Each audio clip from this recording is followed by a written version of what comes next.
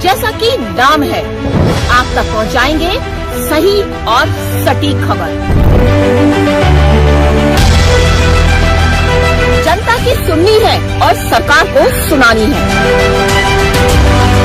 ये है आई of truth.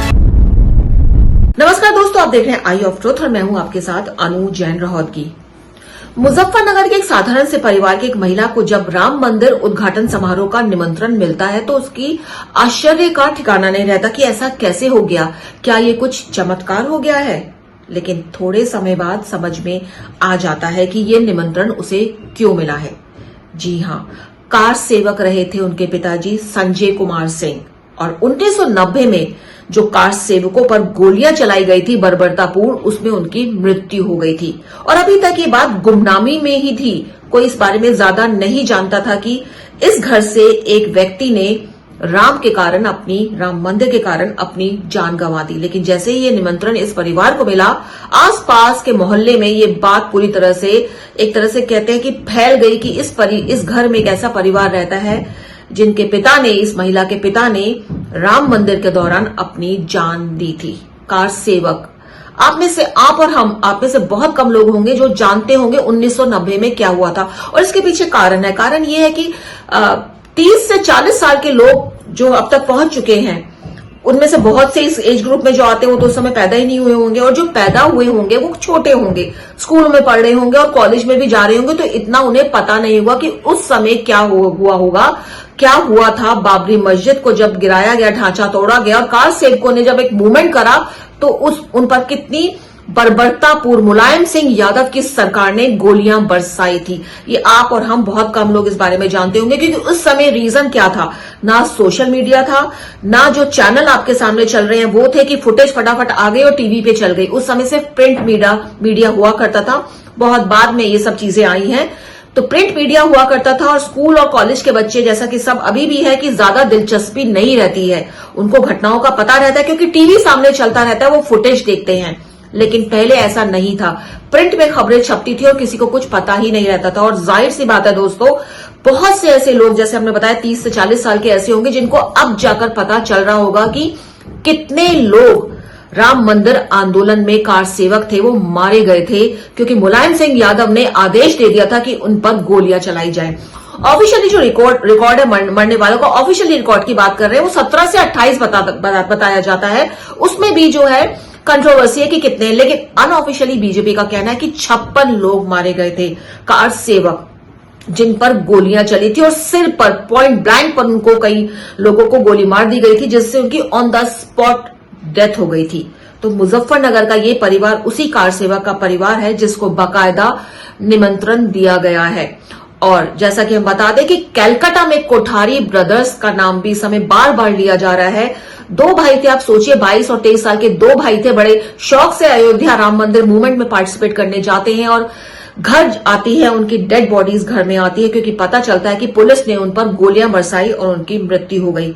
उनकी बहन को भी राम मंदिर उद्घाटन समारोह में बुलाया गया है और ये जो लिस्ट है बुलाने वालों की, कार सेवकों के परिवारों की लंबी लिस्ट है, लेकिन कम से कम इन्हें याद तो किया गया। इनके त्याग, इनके बलिदान, इनकी तपस्या को एटलीस्ट किसी ने याद किया। जो लोग इनके बारे में जानते नहीं थे, आज कम से कम उन्हें पता चल रहा है कि कितने लोग मारे गए थे जब राम मंदिर आंदोलन हुआ था, मूवमेंट चला था यूपी में, और किस तरह से मारे गए थे ये भी लोगों को पता चल रहा है। और कई लोगों ने तो इसकी तुलना, जब राइटअप लिखे गए थे उस समय, इस घटना की तुलना जलियांवाला बाग से कर दी थी। जी हां, अगर आपको याद होगा, हिस्ट्री में आप इंटरेस्ट लेते हैं कि जलियांवाला बाग पंजाब में भी ऐसा ही हुआ था कि जब 79 लोगों पर गोलियां बरसा दी गई थी और वो कुएं में कूद पड़े थे अपनी जान बचाने के लिए। बहुत से लोग कुएं में कूद पड़े, बहुत से लाशें वहां बिखर गई थी जलियांवाला बाग में। उसी तरह से इस मूवमेंट को नाम दिया गया था कि आजाद भारत में कोई मूवमेंट ऐसा भी हो सकता है कि बेगुनाह लोगों पर गोलियां बरसा दी और इतने लोगों की जानें चली गई।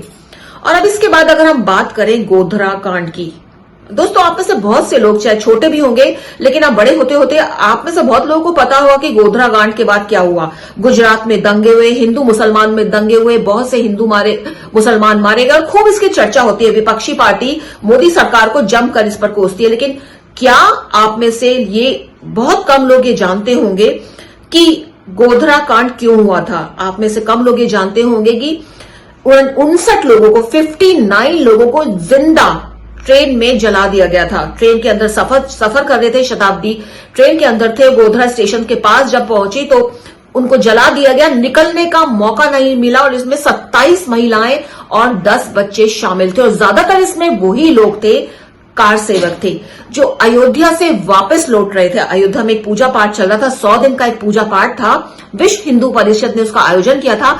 उसमें पार्टिसिपेट करके ये लोग वापस लौट रहे थे, ज्यादातर कार सेवक और उनकी फैमिलीज थी, और उनको जिंदा जला दिया गया। और उसके बाद जो हुआ वो सबको पता है, क्योंकि इसकी चर्चा अक्सर होती है।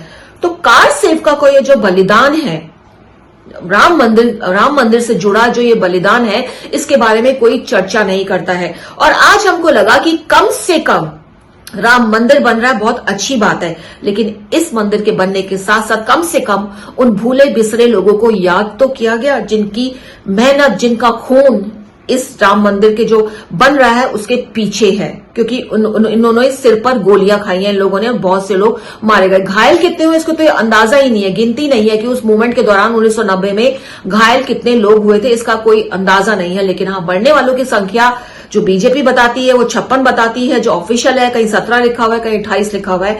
किसी को इस बारे में भी ज्यादा नहीं पता है कि क्या कितनी संख्या है। और सबसे अच्छी बात अब ये लगती है कि कम से कम देश के लोगों को पता तो चला कार सेवकों के बारे में मुलायम सिंह यादव सरकार के बारे में, जो इस समय राम भक्त होने की बात करते हैं। उनके बेटे अखिलेश यादव बहुत ढिंडोरा पीटते हैं राम भक्ति का, लेकिन जो मुलायम सिंह यादव ने किया वो कोई भूल नहीं सकता। लोगों को पता चल रहा है कि क्या हुआ था। और एक और अच्छी बात जो है, राम मंदिर बन रहा है, बहुत अच्छी बात है, लेकिन उससे भी अच्छी बात यह है कि राम मंदिर की जन्मभूमि के 2 किलोमीटर दूर पर कार सेवक एक घर बनाया जा रहा है, एक स्पॉट बनाया गया, परिसर बनाया जा रहा है, जो इन कार सेवक जो मरे थे, जो गोली में मारे गए थी, उनकी याद में बनाया जा रहा है। कैनवस पर उनकी तस्वीरें उतारकर वहां रखी जाएंगी, लोग वहां जा सकेंगे और जाकर के अपना जो एक कहते हैं ना कि उनको भी एक श्रद्धांजलि दे सकेंगे। श्रद्धांजलि देने वाली बात है, क्योंकि इनके त्याग की जो बात है वो इस समय याद करने वाली बात है, जो ज्यादातर लोग जानते ही नहीं थे, और जो जानते थे वो इतना सीरियसली नहीं लेता था। कि आप सोचिए कि यंगस्टर्स, बहुत सी फैमिली के यंग बच्चे वहां गए थे, 20 से 25 साल की उम्र थी, जो इस मूवमेंट में शामिल हुए थे और जिनकी गोली खाकर मौत हो गई थी।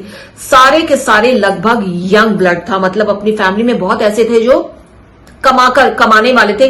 कुछ की अभी शादी हुई थी और कुछ के बच्चे उस समय एक महीना या 2 महीने के थे, और वो बच्चे अब बड़े हो गए हैं और उनको इनवाइट किया जा रहा है। तो आप सोचिए कि उन बच्चों पर क्या गुजर रही होगी जब उनको अब जाके अच्छे से पता चला है कि उनकी पिता की मौत क्यों हुई थी, क्या कारण था, कौन लोग थे उसके पीछे। अच्छी बात यह है कि इस राम जो मंदिर बन रहा है एक आस्था का विषय है और पूरा देश इसको लेकर के एक तरह से गौरवान्वित है, अच्छा अनुभव कर रहा है। लेकिन उससे भी अच्छी बात जो लगती है कि कम से कम उन कार सेवकों को याद किया जा रहा है, जो उसके बारे में कोई चर्चा भी नहीं करता, कोई बात भी नहीं करता, जिनको भुला बैठे थे हम लोग। कम से कम अब उनके त्याग, उनकी तपस्या, उनकी जो एक लगन थी राम मंदिर आंदोलन के पीछे, वो अब फल लाई है और उनको याद किया जा रहा है। दोस्तों, उम्मीद है हमारा ये प्रोग्राम आपको पसंद आया होगा, क्योंकि राम मंदिर पर बहुत ज्यादा चर्चा हो रही है और कार सेवकों के बारे में भी बहुत ज्यादा बात हो रही है। तो हमें लगा कि इन कार सेवकों से जुड़ी 2 घटनाओं के बारे में आपसे बातचीत की जाए और आपको बताया जाए कि क्या हुआ था। क्योंकि यकीनन मुझे इस बात की तो पूरी उम्मीद है कि बहुत से लोग, जो बार बार कह रही हूं, जो 30 से 40 साल के होंगे, उनको भी पता नहीं होगा, क्योंकि इस ग्रुप में बहुत से लोग पैदा नहीं हुए होंगे, जो पैदा हुए होंगे वो छोटे होंगे और अखबार इतना पढ़ता नहीं होंगे जिससे पता चले। आजकल के बच्चे बहुत ज्यादा अवेयर है, क्योंकि टीवी बहुत ज्यादा देखते हैं, एक विजुअल माध्यम है, कुछ भी घटना होती है उसके विजुअल्स आंखों के सामने आते हैं तो वो दिमाग पर भी रहते हैं। लेकिन प्रिंट मीडिया, अखबार बच्चे नहीं पढ़ते हैं, चाहे वो कॉलेज जाता है, चाहे वो स्कूल जाता है, टीवी सब देखते हैं। तो आज जो हो रहा है वो सबको पता है, लेकिन 1990 में, 2002 में जो कार सेवकों के साथ हुआ वो बहुत कम लोग जानते हैं, लेकिन हाँ, अब वो जान गए हैं। उम्मीद है हमारा ये प्रोग्राम आपको पसंद आया होगा। दोस्तों, हमारी बार बार आपसे रिक्वेस्ट है कि हमारे चैनल को ज्यादा से ज्यादा सब्सक्राइब कीजिए, अपने दोस्तों में इसको दोस्तों में इसको आगे सब्सक्राइब कीजिए, रिश्तेदारों में सब्सक्राइब कीजिए। और आजकल आप जब सब्सक्राइबर हैं, इसके एक और कॉलम आपको नजर आता होगा, ज्वाइन करने का कॉलम। तो दोस्तों महीने की बहुत छोटी सी एक फीस है, कह सकते हैं कि आप इस चैनल के सदस्य बन सकते हैं। बहुत छोटे छोटे अमाउंट्स हैं, अगर वो उसके सदस्य आप बनते हैं और महीने में एक छोटा सा अमाउंट आप चैनल को देते हैं, तो यकीन जानिए चैनल को इससे आगे बढ़ाने में मदद मिलेगी और हम जो है बहुत ज्यादा मोटिवेट होंगे। तो देखते रहिए, बने रहिए आई ऑफ ट्रुथ के साथ। हमारे चैनल आई ऑफ ट्रुथ को सब्सक्राइब कीजिए यूट्यूब पर, इसे फॉलो कीजिए फेसबुक पर, इंस्टाग्राम पर, ट्विटर पर और कू पर।